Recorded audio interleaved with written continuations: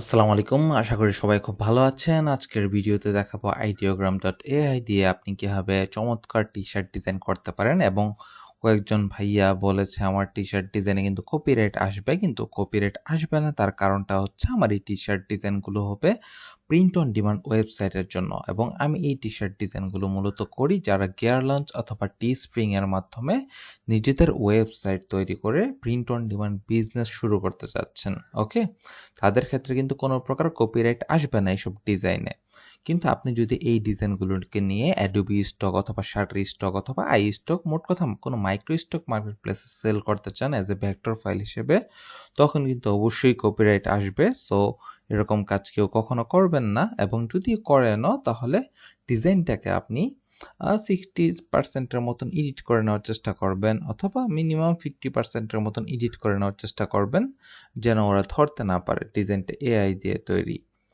ঠিক আছে? এবং আমার এই ডিজাইনগুলো কিন্তু মূলত তৈরি করা হয়, আমি আবারও বলে দিচ্ছি, প্রিন্ট অন ডিমান্ড ওয়েবসাইটের জন্য। লুকস লাইক গিয়ার লঞ্চ অথবা টি স্প্রিং দিয়ে যারা নিজস্ব ওয়েবসাইট তৈরি করে প্রিন্ট অন ডিমান্ড বিজনেস করে তাদের জন্য এই টি শার্ট ডিজাইনগুলোর স্যাম্পলগুলো দেখানো হয়। ওকে, সো এখান থেকে আমি আইডিওগ্রামে এসে একটা লেখা লিখে দিলাম, create a T shirt design about cat sunglass juice beach vibes C.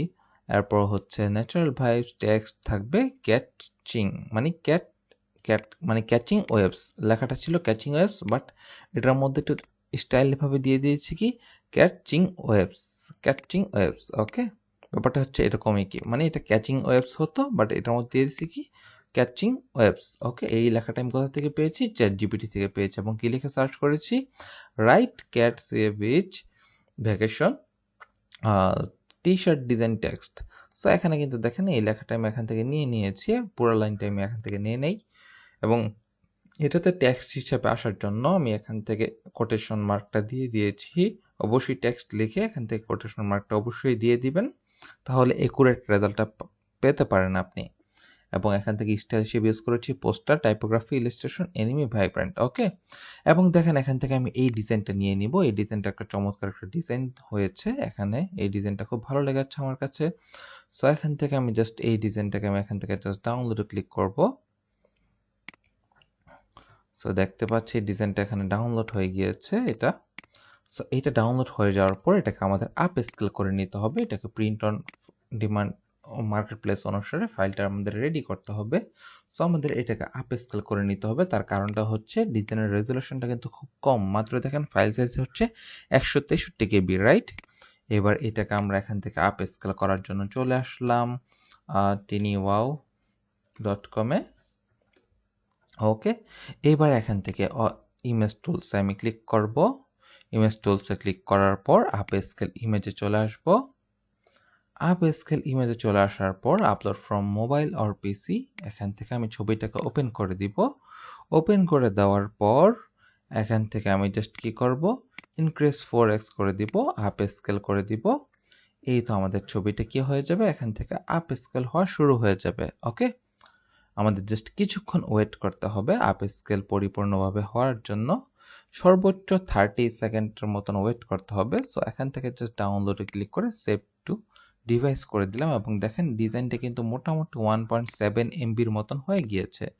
আমি একটু রিফ্রেশ করে দিচ্ছি, এখান থেকে দেখেন এটা কিন্তু 1.7 MB, আর যেটা আমরা ideogram.ai থেকে ডাউনলোড করেছিলাম সেটা মাত্র কিন্তু 163 কেবি। সো এটাকে আমি জাস্ট প্রেস করে ডিলিট করে দিব। এখন এই ডিজাইনটাকে কি করতে হবে, আমাদের ভেক্টর ফাইলে রূপান্তরিত করতে হবে, তাই না? সেজন্য আমরা ইউজ করব vectorizer.ai। vectorizer.ai এই টুলসটি খুবই জনপ্রিয় একটা টুলস, এটা দিয়ে আপনি আনলিমিটেড ভেক্টর তৈরি করতে পারবেন।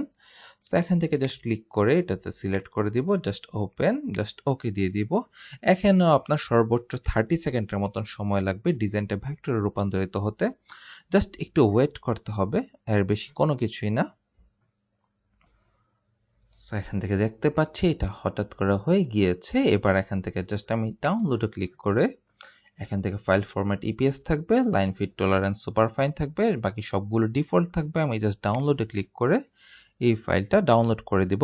এটা কিন্তু ইপিএস ফরম্যাটে ডাউনলোড হয়ে গিয়েছে, রাইট? এবং এইটাকে আমাদের ইলাস্ট্রেটর নিয়ে এডিট করার আগে অবশ্যই ইলাস্ট্রেটর আমি ফাইল সাইজটা ওকে করে নিচ্ছি। আমি এখান থেকে ইঞ্চি করে নেব, টি শার্ট ডিজাইনের সুন্দর একটা সাইজ হচ্ছে 11.9 এবং আরেকটা হচ্ছে 17.9। ওকে, এবং কালার মোড হিসেবে আমি RGB রাখছি, কোনো সমস্যা নেই। এবং এটা আমি ব্ল্যাক টি শার্টের জন্য করব। সো আমি এখান থেকে একটা শেপ নিয়ে নিব, শেপটা এখান থেকে আমি ড্র করে দিব এবং এটাকে আমি ব্ল্যাক কালার করে দিচ্ছি। এখান থেকে দেখেন স্ট্রোকের কালারটা হচ্ছে, সো স্ট্রোকটা আমরা এখান থেকে নান করে দিব। ফিল কালারটাকে ওপরে এনে জাস্ট ব্ল্যাক কালার করে এটাকে সিলেক্ট থাকা অবস্থায় Ctrl+2 প্রেস করে লক করে দিব। এরপর আমরা কি করব, এখান থেকে জাস্ট ইপিএস ফাইলটাতে ডাবল ক্লিক করব। সো দেখেন ইপিএস ফাইলটা কিন্তু আমাদের ইলাস্ট্রেটর ওপেন হয়ে গেছে। আমরা জাস্ট একটু শিফট অল্টার প্রেস করে একটু ছোট করে নিলাম। এবার এটার সাথে কিন্তু দেখতে পাচ্ছেন অনেকগুলো স্ট্রোক চলে আসছে। সো স্ট্রোকগুলোকে ডিলিট করতে হবে, সেজন্য আমি এখান থেকে লাইন সেগমেন্ট টুলটা বাইরে একটা ড্র করব। এখান থেকে ম্যাজিক ওয়ার্ডের কাজকে আমরা যারা ইলাস্ট্রেটর ইউজ করি সবাই কিন্তু জানি। সো ম্যাজিক ওয়ার্ড দিয়ে জাস্ট এই স্ট্রোকটাকে একটা সিলেক্ট করে কিবোর্ড থেকে ডিলিট প্রেস করে দিব, তাহলে ডিজাইনের ভিতর যতগুলো স্ট্রোক ছিল সবগুলো ডিলিট হয়ে যাবে। ওকে, সো এবার ডিজাইনটাকে সিলেক্ট করে মাউসের রাইট বাটন ক্লিক করে আনগ্রুপ করে নিলাম এবং এই ব্যাকগ্রাউন্ডটা আমি এখান থেকে ডিলিট করে দিচ্ছি। আমি জাস্ট এখান থেকে এটাকে ডিলিট করে দিই, আপাতত জাস্ট এতটুকু ডিলিট করে দিলাম, পারফেক্ট। এবং আমি টি শার্টটা হয়তো হোয়াইটে প্লেস করলে সবচেয়ে বেস্ট হবে।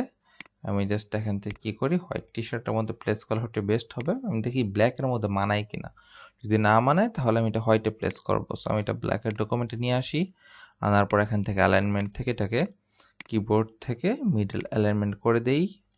ওকে, সো ব্ল্যাকে কিন্তু তেমন একটা মানাচ্ছে না ডিজাইনটা, সেজন্য আমরা Ctrl+Alt+2 প্রেস করে ব্যাকগ্রাউন্ডটা আনলক করে নিলাম এবং ব্যাকগ্রাউন্ডটা সিলেক্ট থাকা অবস্থায় আমরা হোয়াইট কালারটা দিয়ে দিই অথবা এই কালারটা দিয়ে দিই। এই কালারটা কিন্তু ফ্যান্টাস্টিক মানাচ্ছে, অথবা আমি এই কালারটা দিয়ে দিতে পারি। এই কালারটাও কিন্তু ফ্যান্টাস্টিক মানাচ্ছে।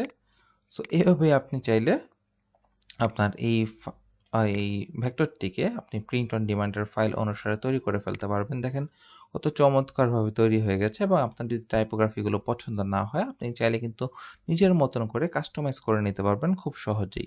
ইলাস্ট্রেটর যারা ভালো এক্সপার্ট তারা কিন্তু অবশ্যই এগুলো কাস্টমাইজ করে নিতে পারবেন। সো আজকের টিউটোরিয়ালের মূল উদ্দেশ্য হলো আপনি কীভাবে ভেক্টর জেনারেট করে সেটাকে প্রিন্ট অন ডিমান্ড ওয়েবসাইটের জন্য উপযোগী করে তুলতে পারেন, সেই বিষয়টা আমি এখান থেকে দেখিয়ে দিলাম। সো সবাই ভালো থাকবেন। ভিডিওটি ভালো লাগলে আমার চ্যানেলটি সাবস্ক্রাইব করে পাশে থাকবেন। সবাইকে ধন্যবাদ। আসসালামু আলাইকুম।